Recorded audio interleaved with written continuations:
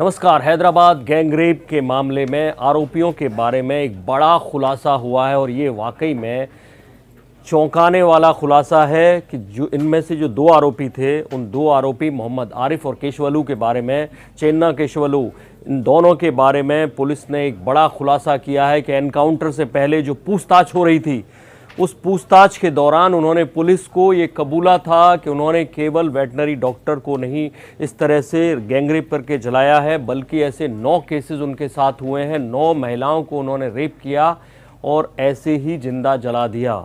ये दावा पुलिस अधिकारियों ने किया है। उन्होंने कहा कि पूछताछ चल रही थी कि बीच में उन्होंने भागने की कोशिश की, एनकाउंटर हो गया, वरना वो 9 केस खोल देते। लेकिन पुलिस अभी भी उन 9 केसेस की जानकारी के लिए, उस बारे में पूरे साक्ष्य जुटाने के लिए जुट गई है। मैं आपको बता दूं कि सुप्रीम कोर्ट के आदेश पर इसकी जांच हो रही है और ऐसे में पुलिस अधिकारियों का एक खुलासा आरिफ के बारे में बताया गया कि 6 केसेस में वो इन्वॉल्व था और चेन्ना केशवलू वो 3 केसेस में इन्वॉल्व था। जो 3 जिले थे तेलंगाना के और जो कर्नाटका बॉर्डर पर हैं, ये सारे केसेस वहीं पे हुए। और इन तीनों जिलों के मैं नाम बता दूं आपको, महबूब नगर है, रंगारेड्डी जिला है और एक सांगारेड्डी जिला है। इन 3 जिलों और कर्नाटक के बॉर्डर पर ये घटनाएं हुई कि उन्होंने बाकायदा महिलाओं का रेप किया और सेम उसी तरह से जला दिया। और ऐसे में इस खुलासे को लेकर खलबली मच गई है पूरे तेलंगाना और कर्नाटक में, क्योंकि ये बॉर्डर एरिया कर्नाटक का लगता था।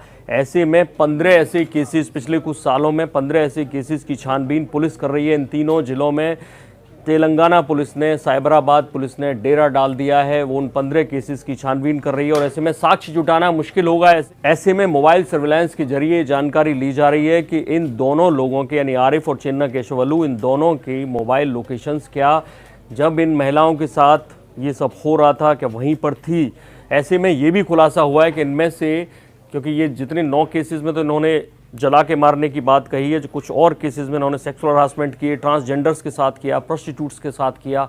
ये वाकई में चौंकाने वाला है, हैरान कर देने वाला है कि हाईवे पर ये सब हैवानियत होती थी और ये 2 मामूली लोग ये सब करते थे और पुलिस को पता नहीं चलता था। और ऐसे में रेप करने के बाद वो जिंदा जला देते थे। तेलंगाना में, कर्नाटक में, पूरे ही साउथ में जब से एक खुलासा हुआ है, लोग आपस में बातें कर रहे हैं कि जिन परिवारों के लोग थे, जिस लोकेलिटी में ये लोग रहते थे, वहाँ पर लोगों को इनकी जानकारी क्यों नहीं हुई, कैसे इतनी बीभत्स घटनाओं को ये लोग अंजाम देते थे। ऐसे में पुलिस की ढेर सारी टीमें इन पूरे बॉर्डर के इलाकों में जुट गई हैं, इन 3 जिलों में जुट गई है। कैसे जितने केस अनसॉल्व पड़े थे गैंगरेप के बाद जलाकर मार देने के, उन सब की जांच होनी चाहिए और इन दोनों ने जो पूछताछ में बताया था उसका पूरा खुलासा किया जाना चाहिए। हम नजर रखेंगे इस खबर पर, आपको अपडेट करेंगे। देखते रहिए इंडिया न्यूज़, सब्सक्राइब करें इन खबर। थैंक यू, नमस्कार।